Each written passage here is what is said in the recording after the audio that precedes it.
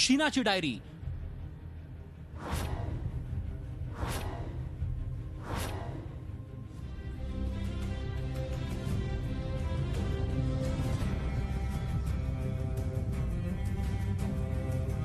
डायरीत teenager शीनाचं भावविश्व.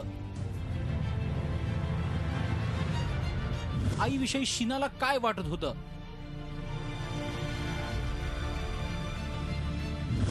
शीनाचे पिता सिद्धार्थशी कसे संबंध होते?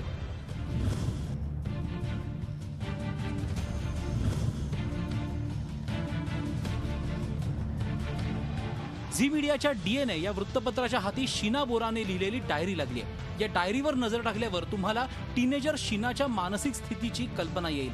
तिचं आयुष्य गर्तेत सापडलेल्या जहाजासारखं होतं. बालपणापासून शीनाला आई वडिलांचं प्रेम मिळालं नाही.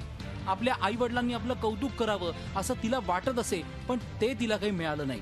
शीनाच्या डायरीत तिने आपल्या अभ्यासाच्या नोट्स लिहिल्या आहेत.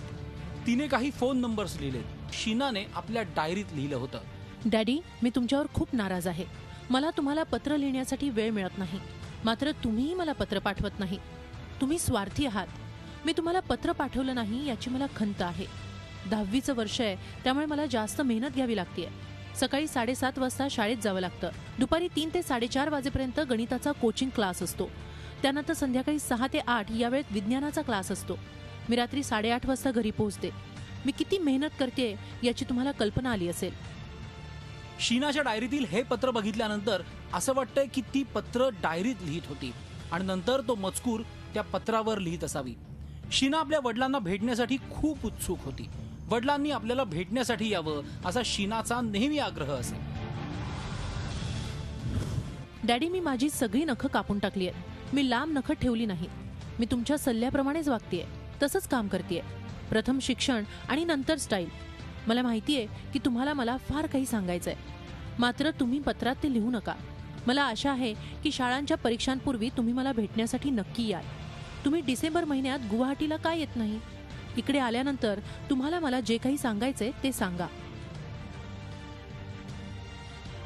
शीनाच्या डायरीवरून एक गोष्ट स्पष्ट होते आणि ती म्हणजे शीनाचं आपल्या आईवर प्रेम होतं.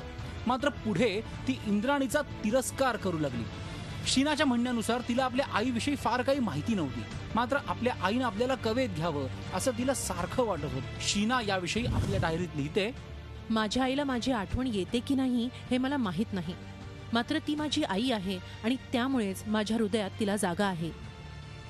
इंद्राणीने जेव्हा INX मीडियाची सुरुवात केली तेव्हा वृत्तपत्रात आलेल्या इंद्राणीच्या बातम्यांचं कटिंग शीनाने जपून ठेवलं होतं.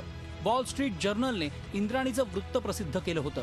भारतातील सर्वात पॉवरफुल महिला असा इंद्राणीचा उल्लेख त्या वृत्तात करण्यात आला होता. शीनाची आई आर्थिकदृष्ट्या एक पॉवरफुल महिला होती. मात्र शीनाचं आयुष्य एकाकी आणि दुःखी होतं. शीनाने याविषयी आपल्या डायरीत लिहिलंय, ओह, हॅपी बर्थडे टू मी. मात्र मी खुश नाही. असं वाटतंय माझ्या आयुष्यात काहीच उरलं नाही, काहीच नाही. माझं भविष्य मला निरस वाटतंय. मी फार हताश झाले. जीवन नकोस झालंय. मला माझ्या आईचा खूप राग येतोय. इंद्राणी आणि पीटरच्या लग्नामुळे ही शीना दुखावली होती. शीना याविषयी डायरीत लिहिते, आता तिने त्या म्हाताऱ्याशी लग्न केलंय. माझ्या आजी आजोबांना तिचा हा निर्णय फार हुशारीचा आणि प्रतिष्ठेचा वाटतोय. मात्र मला नाही वाटत तसं. मला तिचा राग येतोय. मी फार दुखी आहे. मला खूप रडावंसं वाटतंय. पण केव्हा, कुठे, कुणासमोर? ही डायरी बघितल्यानंतर टीनेजर शीनाच्या आयुष्यात किती चढ उतार आले याचा अंदाज येतो. लहानपणापासूनच तिला आई वडिलांच्या प्रेमाला मुकावं लागलं. त्यामुळेच तिचं बालपण एकाकीपणात गेलं. शीनाने आपल्या मनातील भावना डायरीत उतरवण्याचा प्रयत्न केला. शीनाने 2003 मध्ये डायरी लिहिण्यास सुरुवात केली तेव्हा ती 10वीच्या वर्गात शिकत होती. शीनाचं आयुष्य वादळात भरकटलेल्या होळीसारखं होतं.